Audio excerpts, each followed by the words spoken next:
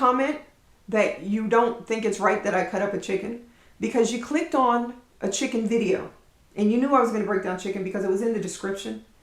And it's just like, there's no need for it. If you don't eat chicken, if you don't cut up chicken, this isn't for you. So, yeah.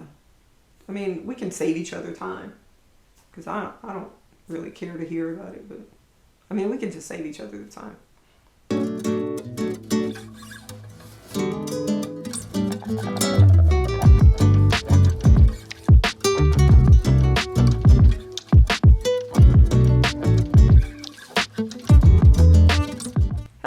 Welcome back to my channel. My name is Marta and I am the chef and author of Sense and Edibility, a site where I teach you everything I know about cooking, baking, and cocktail making. Before we go any further, I would like to thank those of you who have reached out to me, asking me how I've been, where I've been, how things have been going, and even those of you who kind of rudely asked me when's the next video coming out.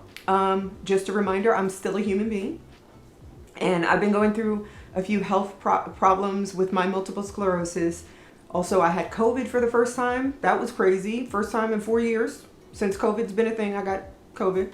Lost my sense of taste and smell, which was so scary for me as a chef. Then we had flu and I dislocated my kneecap, and yeah, and the biggest thing was my MS flared up and I had really bad tremors.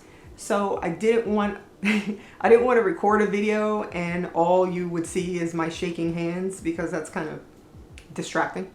So that's why I took kind of an extended break, but I'm on the mend, and I said to myself, I need to go ahead and record a video, even if it's something basic like teaching you how to break down a chicken, because once I get into the flow of things, I'll be, I'll feel more confident. And things are always going to happen, right?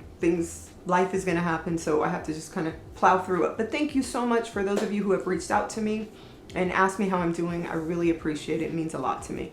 Today's video is not about cooking, baking, or cocktail making. It is about fabricating or cutting up a whole chicken. Why in the world would anybody want to cut down a whole chicken? I don't know if you've been to the grocery store anytime in the last 2 years, but prices on food are going up and they don't seem to be coming down. And meat has always seemed to be expensive to me. And I shop for groceries once a week for both my home and for my business, which is writing and developing recipes. I try to save money as much as I can. And the way I save a lot of money is by butchering or fabricating my own meat. Fabricating is just a culinary term for breaking something down into smaller bits or pieces. So in this case, I want to show you how to cut a whole chicken into serving pieces, or pieces that you would use for like frying chicken or using it in soup or things like that. But before we get into the video, I would love it if you would subscribe to my channel and also sign up for notifications so that every time I post a new video, which hopefully will be more regularly now, you will get notifications. And for now, let's get into the video. The 3 tools you will need to fabricate or break down your chicken are a honing steel, this is a honing steel, and you also need a chef's knife. I use an 8-inch chef's knife because I have larger hands than some women, and I prefer a Japanese knife because it's lighter weight. If you need something with more stability, a German knife is heavier, and usually that's what I recommend if you need a heavier feel in your hand to stabilize your cutting. Now, contrary to popular belief, a steel does not sharpen your knife's blade. If you have a dull knife, all you're doing is wasting time rubbing it against this rod. Now, this is a steel rod that has grooves etched into it, and it's attached to a heavy plastic or rubber handle to keep you from cutting yourself. And what you do is you take the broad edge or the broad side of your knife, which is the heel, and you run it down the rod to the tip on both sides of the blade to refine the edge. This is kind of like when you file your nails. You're smoothing out any jagged or rigid pieces, but you are not sharpening your knives. This is why it's important to always have your knives sharpened either professionally or at home twice a year, and use this honing steel before and after each use to keep that edge nice and sharp. A dull knife is a dangerous knife. Now, after I hone my knife, I always wipe the blade off in case there's any metal shavings. And I grab my cutting board. This is a HDPE cutting board. It's a heavy plastic cutting board that you can put in the dishwasher if it fits. Mine doesn't fit. Now, if you put your cutting board directly onto your countertop, it's going to slide around, which makes that dangerous. You don't want to try to cut on a moving surface. So to keep your cutting board in place, dampen a couple of paper towels, lay them flat, press your cutting board over the damp paper towels, push it down onto the countertop like this, and you'll notice it doesn't move. So this is how you maintain safety. Safety is essential when you're cutting anything. And this is the last tool that you'll need of the 3 tools. So your honing steel to keep your knife's edge really sharp, your knife, and a cutting board. Those are the only things you need to fabricate a chicken. Well, those are the only tools you'll need. You'll actually need a chicken. So this is a 6.5 pound chicken. And the very first thing that I do is I pat my chicken dry. Whether or not you wash your chicken, we'll talk about that in the frequently asked questions. You still need to dry your chicken. It comes out of the package super slimy. If you wash it, it's going to be super wet. So what you want to do is dry it with paper towels. You want to dry all over, including the inside cavity of the chicken. If you have the neck and the gizzards in there, just pull the giblets in there, just pull them out. You could save them for gravy or whatever you use them for. But make sure your surface is dry and your chicken is dry. A wet chicken is a slippery chicken. Slippery chickens and knives don't go. All right, so here are the parts of a chicken. These are the drumsticks, little legs that it used to run around the chicken yard in. The drumsticks are attached to the thighs. There is also a part of the thigh that's called the oyster of the chicken. This is a fleshy part of meat.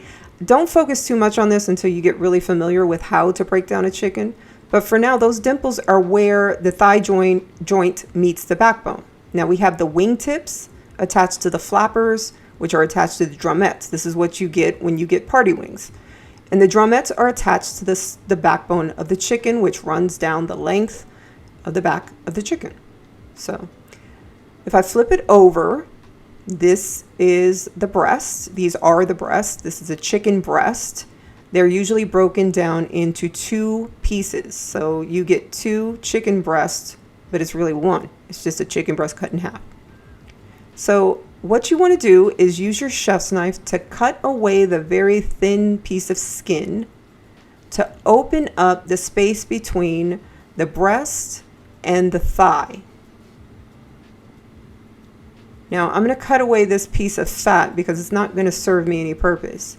You can save this if you make bone broth because that contains a lot of fat, which is collagen, which is great for your skin, especially if you're old like me. All right, and I'm going to cut this thin membrane, this piece of skin, away. Now I have a bowl to my side and I have some paper towels because what I'm going to need to do is clear away some of this liquid gunk that's in between the thigh and the breast meat. Keep another bowl, a trash bowl nearby so you don't have to touch anything else in the kitchen. You can just chuck this in, and I always keep a roll of paper towels close by. Now I'm going to cut away more of the skin so that I can pull the leg away from the body so you can see it better. But what you want to do is grab the thighs and push up. That dislocates the thigh from the backbone of the chicken, which makes it a lot easier for you to go through with your knife. You see the thigh bone is sticking out right there. So you're just going to go in with your chef's knife at an angle. Use the body to guide your knife. You cut away, this is called a leg quarter. So it's the thigh and the drumstick connected. And you'll probably be able to see it a little bit better on this side. You just go in at an angle using the contour of the breast. And there's a little ridge of the backbone that you want to cut under. And you just cut it away. After breaking that thigh bone, it makes it a lot easier to just cut through. So these are 2 leg quarters. I'm going to set these in my bowl so that I can deal with them later. Now, this is the wing. Consider this your arm attached to your shoulder thing, and it's attached to your chest, right? So you're going to cut underneath the arm into the armpit to remove the wing from the breast, just like that. Okay, so this is a party wing, right? Well, this is a full wing. Usually you get a wing that's cut up into flappers and drums. I do not recommend cutting your wings standing up and under a camera because it makes it cumbersome. Always pay attention to the way the joint moves. Where you feel the joint moving is where you want to cut. So you just cut underneath the armpit and remove the wing. Okay, so now you have two wings. Set these aside with the leg quarters and turn your chicken carcass, this is becoming a carcass now, on its broad end, and check out how the rib cage meets the backbone.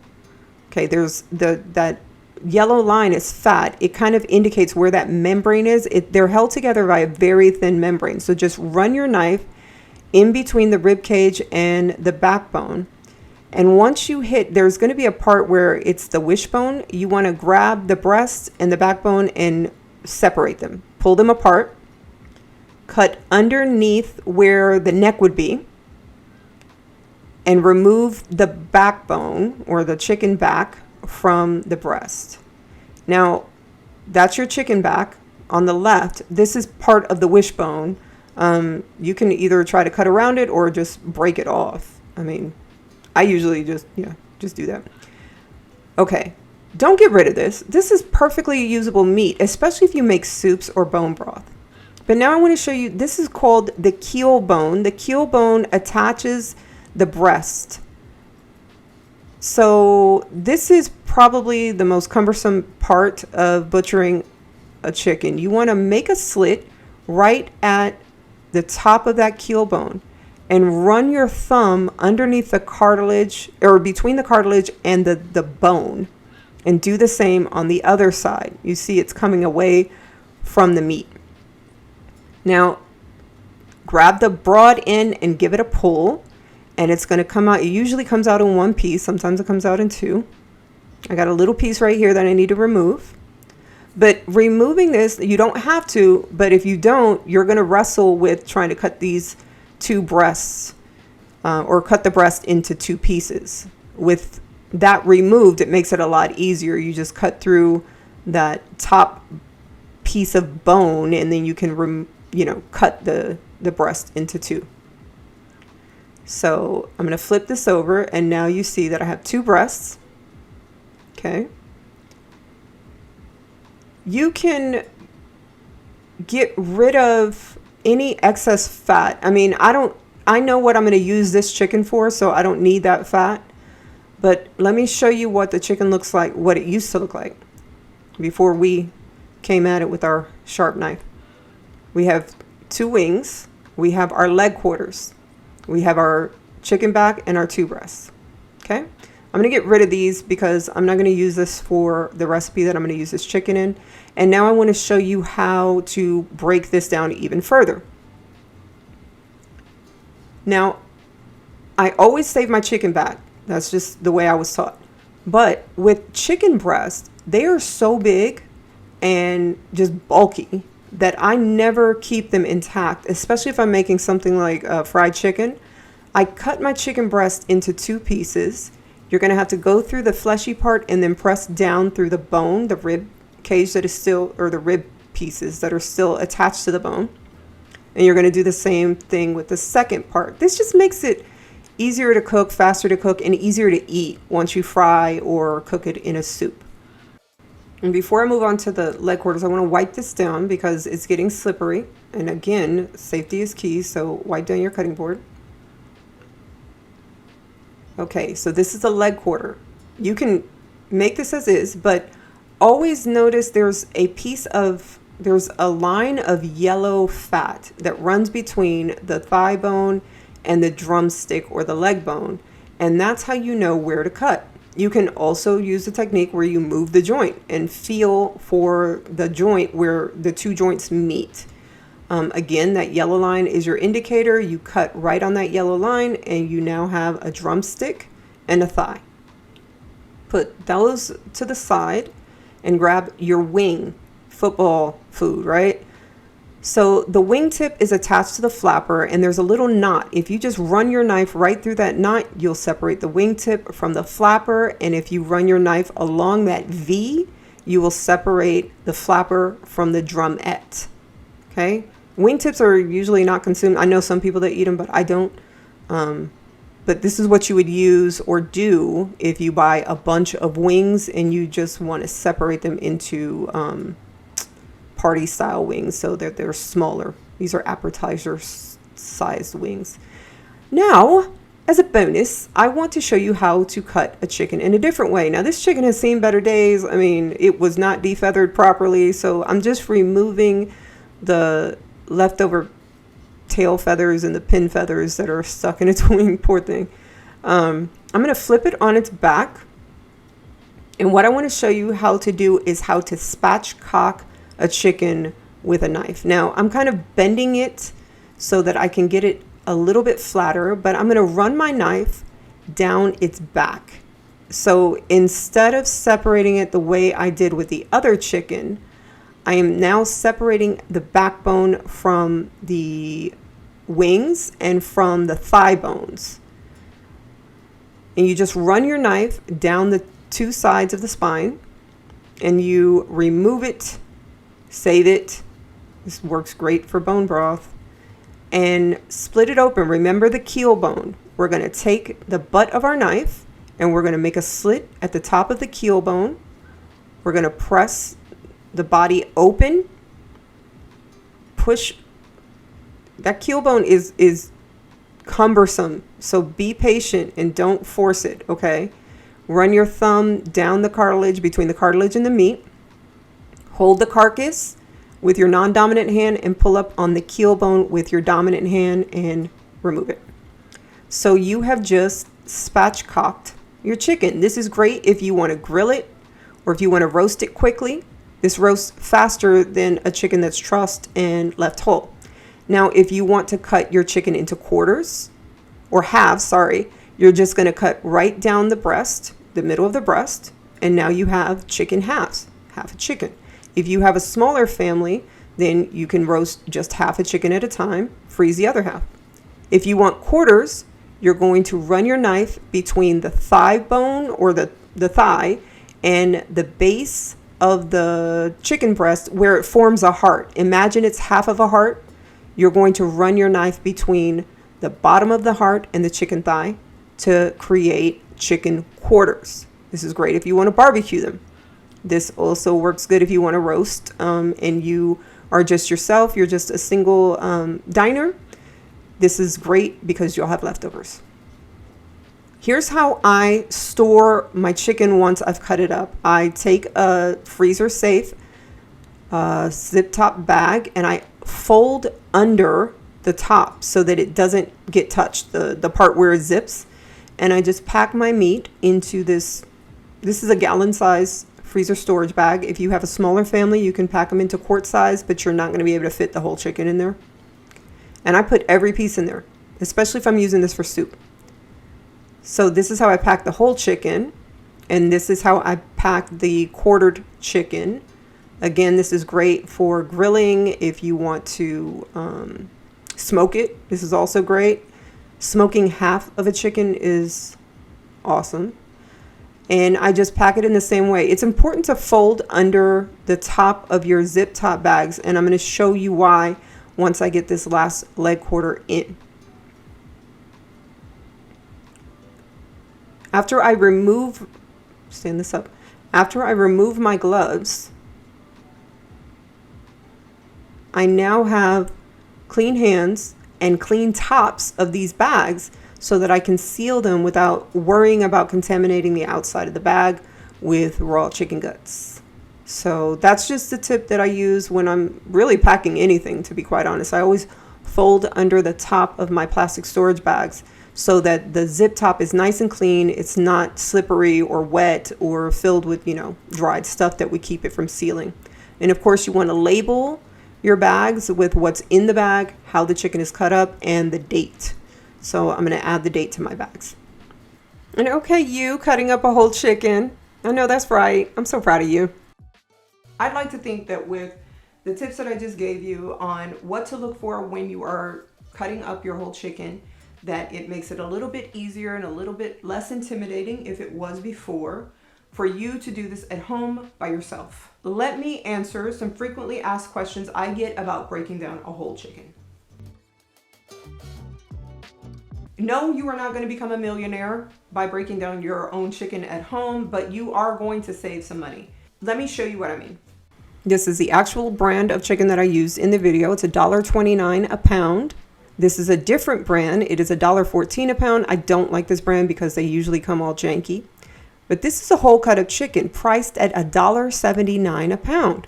So that's on average 58 cents more than a whole chicken. So as you can see, there is a price difference in price per pound for a whole chicken versus a chicken that's already cut up. And why is that? Because we pay for convenience. We don't want to do it. They know we don't want to do it, so they're going to charge us. Just like fast food is more expensive than making hamburgers at home, chicken that's already cut up is going to be more expensive because it saves you time. And that's okay. I sometimes buy cut up chicken, not rarely, I mean, I hardly ever do it. I will sometimes buy whole or cut up chicken because it's just, you know, last minute. I didn't think, you know, I mean, I'm kind of lying because if I have to run to the grocery store, maybe, you know what? Maybe I do it if you know, I didn't plan for dinner and I don't have the time to add the extra minute and a half. It literally takes me 1 minute and 30 seconds. I timed it because I'm weird like that. It takes me 1 minute and 30 seconds to break down a chicken from its whole state to 10 pieces, which is what I normally do. I don't always cut up the wing. I mean, it's 1.5 minutes and it saves me at least 50 cents every time I do it. So for me, I'm not cheap, I'm frugal. So I like to save that money. I know I can do it, so I just do it. But if you have to buy a whole, you know, a chicken cut up, then that's fine. It's not like, I'm not judging you. I'm not telling you you're wrong for doing it. I'm just saying, once you know how to do it, you do it, right? Also, you can buy chicken in bulk from places like, you know, from big warehouse stores, membership stores, and they're even cheaper if you buy them in bulk. If you buy 3 whole chickens at a time, you can break them down when you get home in one go, store them in the freezer, and you have whole cut up chicken ready to go. That is my PSA for why people should start cutting up their whole chicken. Save yourself money. I mean, I'm all about teaching people how to save money. So that's why I do it, and that's why I think you should do it. And because you know how to. You actually can use the same technique that I used for this chicken on other poultry. Quail and dove, they're kind of small. I mean, you're hardly ever going to like break them down like this. I don't know why you would. But turkey, pheasant, goose, anything that has the same general shape as a chicken, you can use this butchering technique on because they have the same anatomy. Duck and geese are a little bit longer than chicken and turkey is bigger, so the bones that you're going to go through require a little bit more effort, but you can apply the same technique to other poultry as well. Yes. I don't use scissors. I have seen people using scissors to, you know, remove the backbone from a chicken, but for me, I do my own dishes when the kids are not here, so why would I add another thing? And scissors are, I mean, even kitchen shears where you can take them apart, they're easier to clean, but you still have more components and more things fitting together that you have to clean. And if I'm already going to use a knife to cut the, you know, the leg, the thigh from the carcass, why would I add scissors? There's no need for scissors, is what I'm saying. I just use a knife, and a very sharp knife. Very important to have a very sharp knife. And I do everything with that one knife. There's no need to add scissors to the mix because, as you can see, I did everything with a chef's knife. So I actually saw a video on Twitter teaching followers how to break down a chicken, and it was just a massacre. It was the worst thing I've ever seen in my life. but he was doing it all on a wooden cutting board. And I saw a lot of comments about how, oh, that's gross that he's doing it on a wooden cutting board. I have to say, wooden cutting boards are actually safe to use, even with poultry. Yes, I know that there's been buzz on the internet that wooden cutting boards are not safe to use, but they actually are, because wooden cutting boards are antimicrobial, like by nature. This type of cutting board, this is called an high density polyethylene something. It's just a hard plastic cutting board. This is usually what we would use in commercial kitchens, in restaurants and stuff like that, because they can go into dishwashers. But after a certain amount of time, if you get deep enough gouges in this type of cutting board, the bacteria actually settles in the cutting board and you can't get rid of it. So that's why commercial kitchens use these, because they require less maintenance than wood cutting boards. They can go into dishwashers and they're cheaper, so you can just throw them away and get new ones. That's usually why these are used in commercial kitchens. That doesn't mean that they're the best to use. Wooden cutting boards are better to use because they're easier on your knives, the knife blade. They are antimicrobial by nature and they're durable. But you have to take care of them, and that's the caveat, and that's the thing that a lot of people mess up on, and that's the reason why people think that they're more dangerous to use, because they, trap stuff. They don't. If you oil your wooden cutting boards at least once a month, if you wash them with very hot soapy water and dry them immediately after use and allow them to dry completely, your cutting boards, your wood cutting boards will last you forever. Your knives will thank you for it, because it's the softer wood, even on hardwood cutting boards, the wood is gentler on your knife blade. Marble, glass, those little flimsy plastic cutting boards are horrible for your knives. Horrible. So I don't even talk about them, because you shouldn't be using them, period. They are horrible for your knife blades. Those flimsy plastic ones slip around so much, and you have the chance of nicking your countertop as well, so I don't recommend those. These are called HDPE cutting boards, high density something fancy P something, but they're hard plastic cutting boards. I recommend these. I'm going to link this in the description box below. I recommend these if you're just not a type of person that likes to maintain stuff. You do have to oil your wooden cutting boards once a month. That is like something that's ritual for me. It's something that's kind of like soothes me. So that's what I do. So this, if you're not into maintenance, and a wooden cutting board, if you have the time to dedicate to oiling it once a month, those are the best cutting boards to use for anything. I'm passionate about that, as you can see.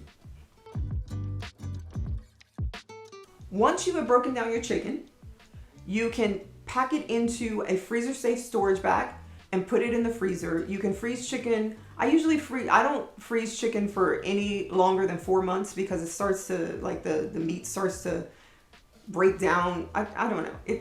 That might not even be true. I just don't like freezing my meat for a very long time. So I freeze it for 4 months or less. I use it way before 4 months is up though. But it's just so much more convenient to have, you get home from the grocery store, you whack it out, you put it in the freezer, and now you have broken down chicken for arroz con pollo, for fried chicken, for soups, for smothered chicken, for casseroles, for whatever you use chicken pieces for. You have it in the fridge. It's just for me, it's just so much easier, and it's so much cheaper, which is where it's at. I normally don't cut my chicken with gloves on. And that is I don't use gloves in the kitchen when I'm cooking for myself and my family, hardly ever. Because gloves give you a false sense of security. They give you a false sense of I'm clean. You don't feel anything on your fingers, so you're not compelled to wash your hands.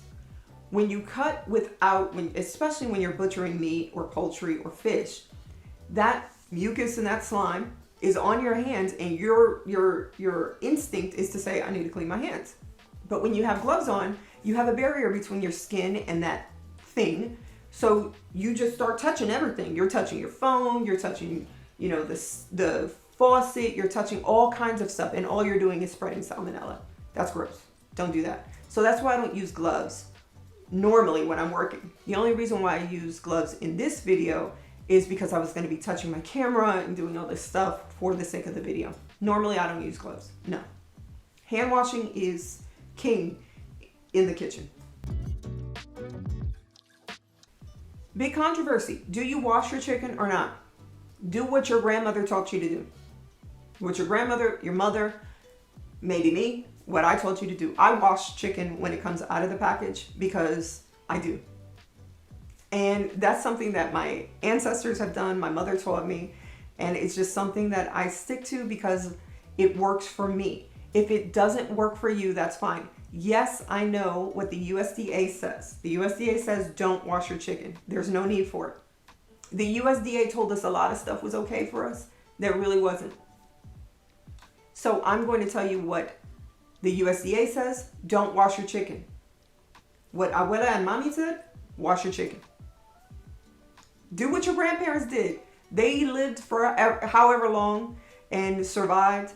Do what you want to do when it comes to that. Just make sure that your chicken is very dry when you start cutting it, because as you can see, as you go along with the butchering process, liquids are released and it starts to become slippery. You don't want to start out with a soggy, wet chicken because it's going to be dangerous.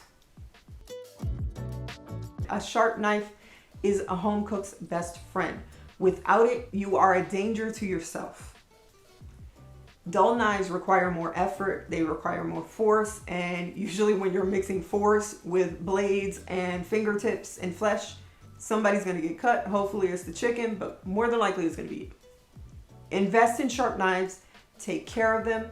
If you want me to do a video on how to take care of knives, how to shop for knives, drop a comment below saying knives and I'll work on it.